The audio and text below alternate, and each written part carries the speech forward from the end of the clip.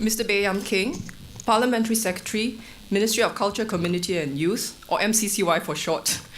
Ms. Yo Chi Yen, Permanent Secretary, MCCY, distinguished speakers and moderators from abroad and Singapore, ladies and gentlemen, a warm welcome to the Culture Academy's conference on the digital in cultural spaces. The Culture Academy was established in October 2015 by MCCY to be a platform for thought leadership and to groom the next generation of culture leaders in the public sector.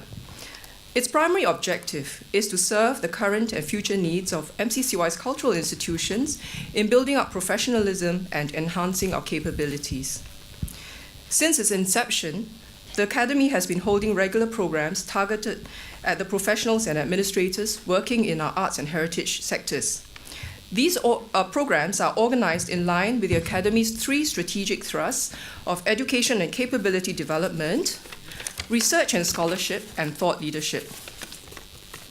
In the past year, the Academy has reached out to more than 1,000 participants through its programs and has partnered and collaborated with 15 organizations and institutions of higher learning to co-host programs as well as to tap on their expertise to improve their work.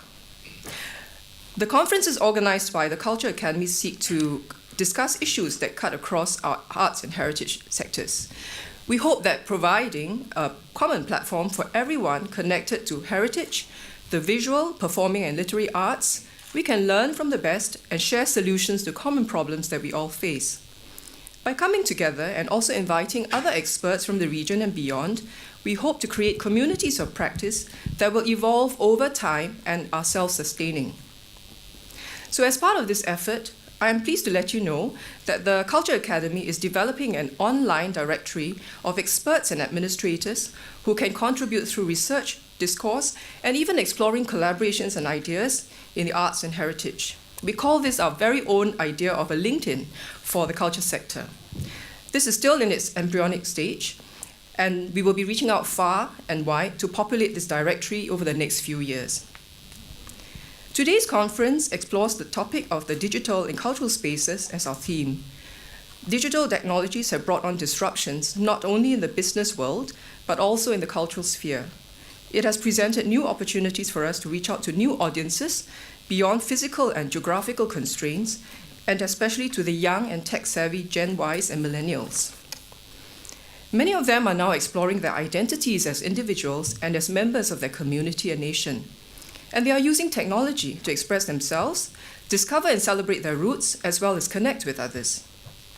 Many have gone beyond the basics of sharing information or views to even embarking on R&D to produce software and applications that help more seasoned professionals to do our work better and more effectively. They offer new and novel ideas on how to engage other youth on culture through digital channels. So we need to connect with this youth demographic, that is the emerging generation of our arts lovers and creators, as well as our museum supporters. It is good to have among us today Nanyang Polytechnic students from the School of Interactive and Digital Media and the students from the Singapore University of Technology and Design. They are here today to showcase their works which will help the efforts of arts and heritage professionals to do our work more efficiently and accurately, and also to document these for future generations. And it is not only the youths. Another market with much potential for greater cultural activity is the baby boomers and active ages, who are increasingly become very tech-savvy. I believe that in the audience are probably some of us today. This generation is also creating their own digital works, blogs, and film, searching and contributing materials on Singapore and world cultures. You will see some of these works by our active aging generation later at the National Arts Council booth. So over the next 2 days, we are privileged to hear from 15 presenters who are experts in their own fields and who have used the digital media to engage and to bring communities together or to make their important repositories and collections more easily accessible by the public. We will also hear from academics, archivists, and digital media artists and arts administrators on how they have used technology to bring arts and culture closer to the people that they serve and bringing pride to the culture and community around them. So to conclude, It leaves me to thank our guest of honor today, Mr. Bay, for taking a time off your busy schedule to be with us. My thanks also to the University of Melbourne for partnering us on this journey, and to all the partners who have come on board with the Culture Academy to make this conference a success, either as paper presenters, session moderators, or technology showcase partners.